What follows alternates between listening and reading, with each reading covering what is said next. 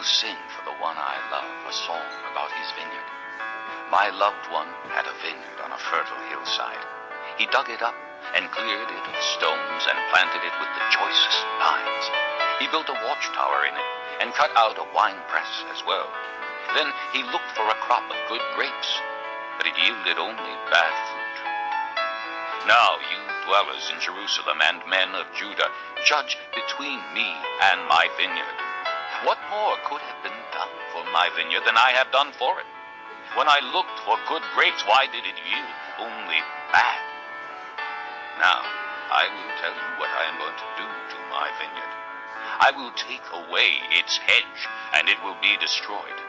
I will break down its wall, and it will be trampled. I will make it a wasteland, neither pruned nor cultivated, and briers and thorns will grow there. I will command the clouds not to rain on it. The vineyard of the Lord Almighty is the house of Israel, and the men of Judah are the garden of his delight. And he looked for justice, but saw bloodshed, for righteousness, but heard cries of distress. Woe to you who add house to house and join field to field till no space is left, and you live alone in the land. The Lord Almighty has declared in my hearing, surely the great houses will become desolate, the fine mansions left without occupants. A 10-acre vineyard will produce only a bath of wine, a homer of seed, only an ephah of grain. Woe to those who rise early in the morning to run after their drinks, who stay up late at night till they are inflamed with wine. They have harps and lyres at their banquets, tambourines and flutes and wine, but they have no regard for the deeds of the Lord, no respect for the work of his hands. Therefore my people will go into exile for lack of understanding. Their men of rank will die of hunger, and their masses will be parched with thirst. Therefore the grave enlarges its appetite, and opens its mouth without limit. Into it will descend their nobles and masses with all their brawlers and revelers. So man will be brought low, and mankind humbled, the eyes of the arrogant humbled.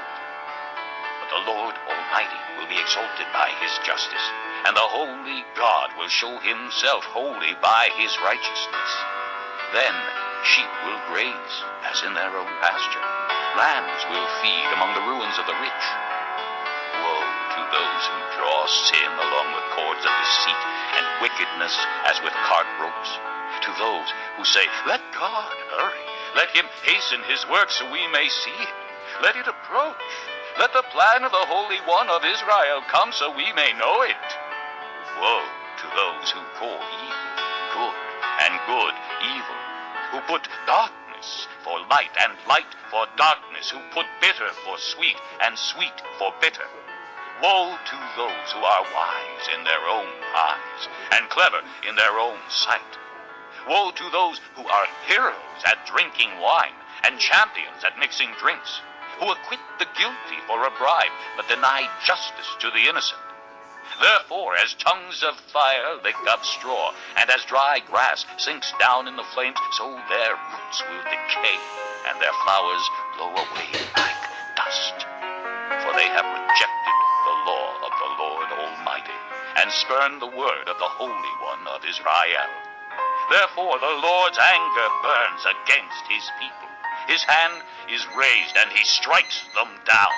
The mountains shake, and the dead bodies are like refuse in the streets. Yet for all this, his anger is not turned away. His hand is still upraised. He lifts up a banner for the distant nations. He whistles for those at the ends of the earth.